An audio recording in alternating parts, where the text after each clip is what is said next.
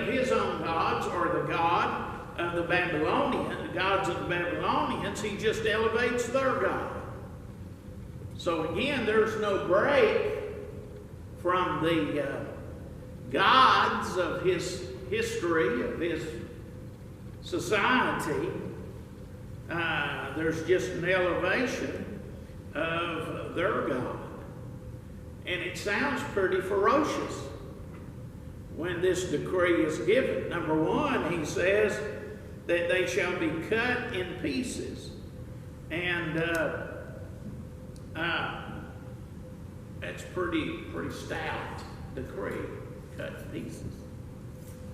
So, again, it sounds good, or sounds powerful. I won't say good, but if you say anything critical of their God, then you're going to be cut in pieces. But I tend to think that really, where is the teeth of this thing?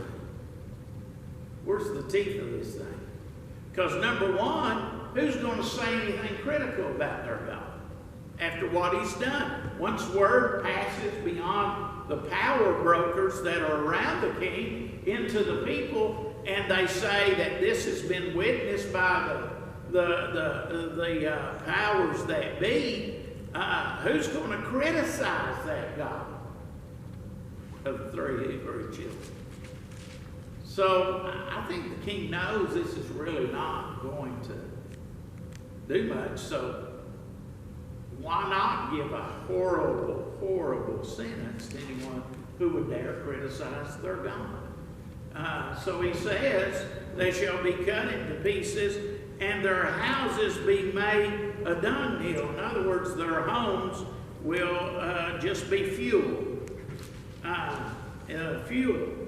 And then he says, because there is no other God that can deliver after this sort. Now be careful there, because he doesn't say there's no other God.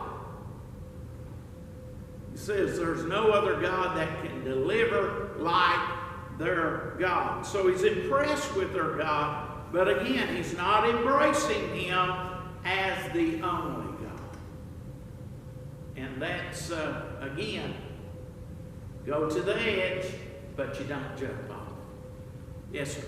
I was just curious if you thought he was saying some of this stuff also because he had to acknowledge God's power, but also kind of speaking a little bit out of fear. I think it's possible. I think there's a lot of things going on here. But I think this king is one who just, when you're in this position, I think the king may know some things in the depths of his heart that he's not willing to admit to because of what it will do to him.